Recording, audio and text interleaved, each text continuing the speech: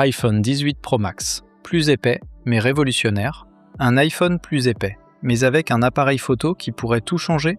Les dernières fuites concernant l'iPhone 18 Pro Max annoncent une évolution assez surprenante. Selon les informations rapportées par Mac Observer, basées sur des mesures d'une maquette réalisée par le leaker Adam Neuriff, l'iPhone 18 Pro Max pourrait atteindre 13,77 mm d'épaisseur avec la Boss Photo contre 12,92 mm pour l'iPhone 17 Pro Max. Cela représente une augmentation de 0,85 mm.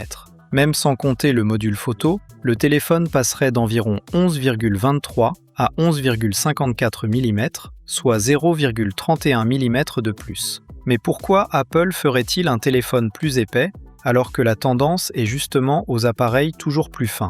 La réponse pourrait être l'arrivée d'un véritable objectif à ouverture variable. Pour la première fois, l'iPhone 18 Pro Max pourrait intégrer une ouverture physique réglable, allant de f1,4 à f4,0 avec 10 niveaux de réglage. Concrètement, la nuit, l'ouverture pourrait passer à f1,4 pour laisser entrer davantage de lumière. En plein soleil, elle pourrait être réduite jusqu'à f4,0 afin de mieux contrôler l'exposition. Et surtout, pour les portraits, cette technologie permettrait de contrôler réellement la profondeur de champ et le flou d'arrière-plan grâce à l'optique, plutôt que de dépendre uniquement du traitement logiciel. Évidemment, un tel système nécessite davantage de composants, de lentilles et de mécanismes à l'intérieur du téléphone. L'augmentation de l'épaisseur pourrait donc être le prix à payer pour améliorer sérieusement la photographie. Et ce n'est pas tout. L'iPhone 18 Pro Max pourrait également devenir plus lourd, avec un poids annoncé autour de 240 grammes, soit environ 7 grammes de plus que son prédécesseur. Le module photo serait lui aussi plus imposant. Son diamètre passerait d'environ 16,15 à 16,5 mm, tandis que l'épaisseur des objectifs augmenterait d'environ 1 mm. Côté matériaux, les fuites évoquent également un châssis monobloc en aluminium, associé à un élément métallique sous le module photo pour contribuer au système de recharge sans fil.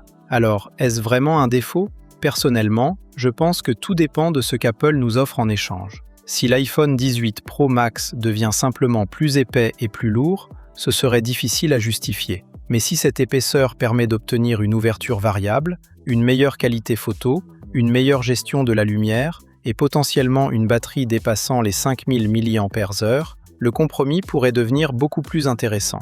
Bien sûr, tout cela reste basé sur des fuites et des maquettes. Apple n'a encore rien confirmé officiellement.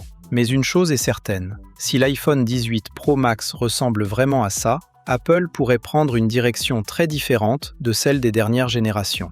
Alors dites-moi votre avis dans les commentaires. Accepteriez-vous un iPhone plus épais et plus lourd en échange d'un appareil photo beaucoup plus performant? Et si vous aimez les dernières actualités, rumeurs et innovations autour de l'iPhone et des smartphones, abonnez-vous à la chaîne, activez la cloche et rendez-vous très bientôt pour une nouvelle vidéo.